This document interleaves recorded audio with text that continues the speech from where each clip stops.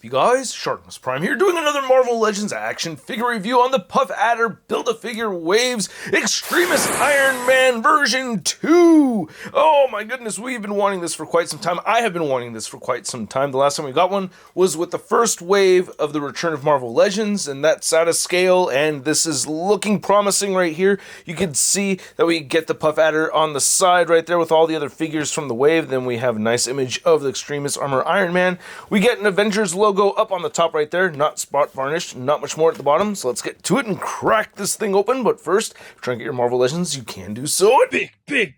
Get your big badass toys at BigBadToyStore.com. Click the link in the description below.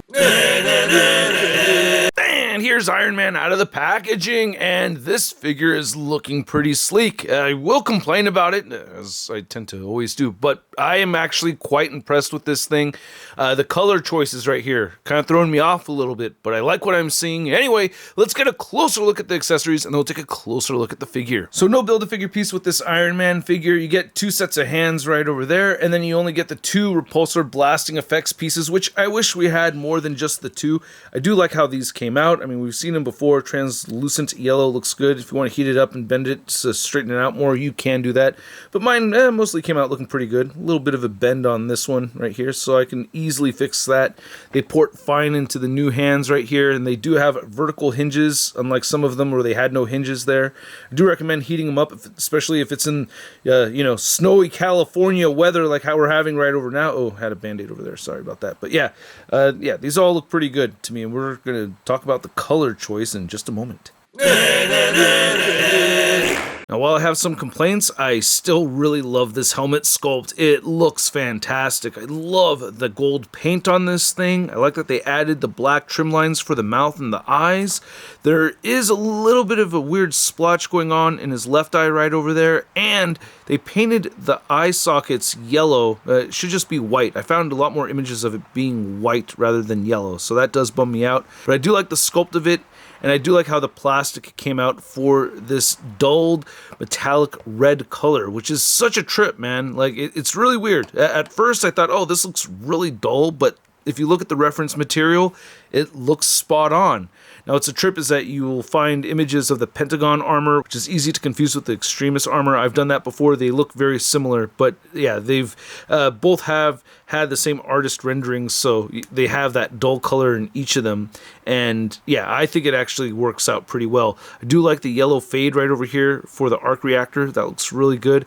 The shoulder pads right here, I wish they had gone with the whole like ring around the shoulder system. This is just attached to the shoulder joint, so that's a little bit older. I'm not the biggest fan of that. And there is some parts with marbling in the plastic right here, but I gotta say it looks better than most. You can see the marbling right here and right here, but we have this huge section on the chest where we don't see it. So that makes me happy to see.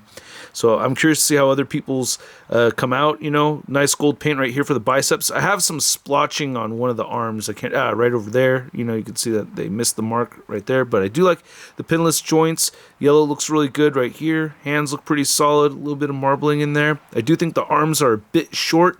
Feel like they could have come down a little bit farther, closer to the side right there. So maybe just, I don't know, maybe, quarter of an inch further down.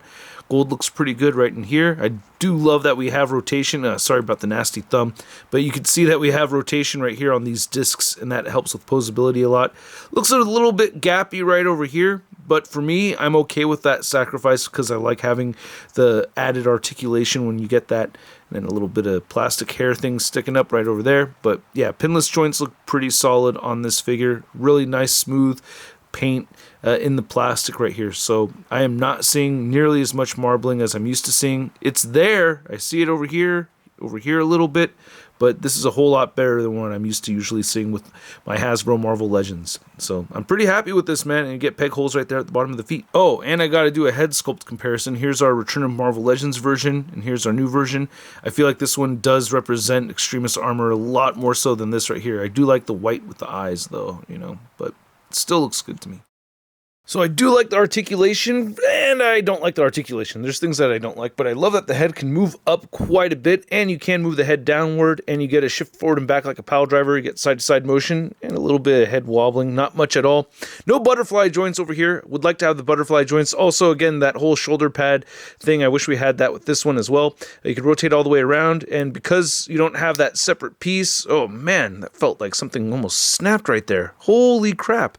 I did not know I can get the shoulders moving outward that far. You know, I'd posed the figure around, taken plenty of photos, but I got an extra notch of articulation just this moment. So you can move the shoulders outward. So that's as much range of movement that you get with those shoulders. And then you have to heat these up to get them back into position. So that's what bums me out about these. You get the bicep swivel right there. You get the nice pinless double jointed elbows, and then all the hands turn side to side and hinge up and down. You do have a diaphragm joint that shifts forward only that much. If you take a look at the original version, you get more ab crunch. So that is a bummer. You know, the old one does have more diaphragm movement over here. This one can still turn side to side. It moves back a little bit. You can see the sculpted work in there, and you can see the pivoting. And then you have the discs that can rotate a full 360, which really helps a lot. So you can move those out of the way, get him moving his legs outward that far, and he will kick forward way more than the original version. So that one didn't really give us much articulation right there, but this can kick all the way forward, all the way back, upper thigh cut, nice beautiful pinless double jointed knees, and then you have the ankles that do move down. They do move up a little bit, and he has beautiful ankle pivot. Now, one thing I wanted to mention too is that I wish I can get the legs a little bit closer together, you know, for the flying poses. It makes it easier having the legs closer together, but that's as close as they're going to get. But anyway, measuring out this Extremis Iron Man figure, you can see that he is standing a bit over 6.5 inches tall. So I don't have too many size comparisons for you guys with this video, but I wanted to compare this Extremis Iron Man next to the one that came before it. We have the Pentagon armor, and then the one that came after it, we have the Bleeding Edge armor Iron Man, which I did customize right over there. And Hasbro, if you guys wanted to make another Iron Man figure, I mean, getting an updated Pentagon armor would be pretty sweet. I've always loved this Toy Biz figure.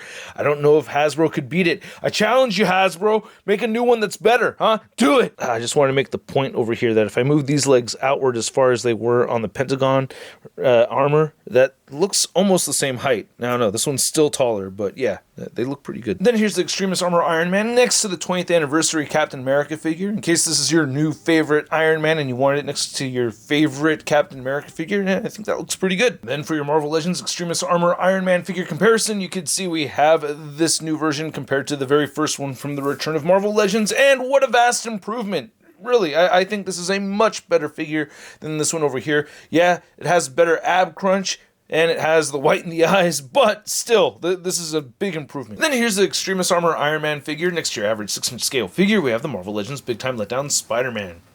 So you went and got a vaccine shot, and now your body's covered in the nanobots. That's what you get, Tony Stark. Facebook tried to warn you. So I hope you guys enjoyed this video. If you did, show some love to the channel simply by clicking that like button. And if you're new here, go ahead and hit that subscribe button so you don't miss out on my future videos. And there's a whole bunch of you that do watch that don't subscribe. And man, you don't want to miss out on the reviews. I got a whole bunch more coming. So hit that subscribe button if you have not already. And this figure right here is one that I'm very happy about. I'm pretty stoked about it, man. I can't be too bummed out about the qualms that I have with the figure. Yeah, they're there. I do think the arms could have been a little bit longer.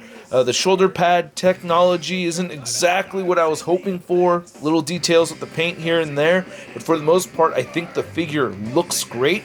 Had a great time taking photos of it with just a plain white backdrop. I also used some more intricate backdrop and lighting effects to see how it would pop.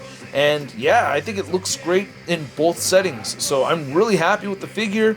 And I did have complaints about it, sure, but at the price point around 25 bucks, dude, I'm gonna give this figure a Sud rating of I love it! And I gotta just emphasize how satisfying it is to finally get an updated version of this armor. I'm really happy to see it, you know, so yeah, I think it's an awesome figure. I'd like to know what you guys think.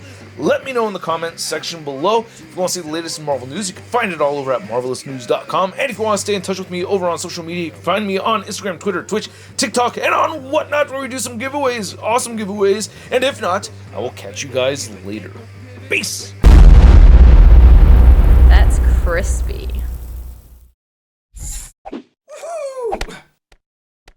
Hey hey, new Shartimus Prime videos. Hey, you should click one.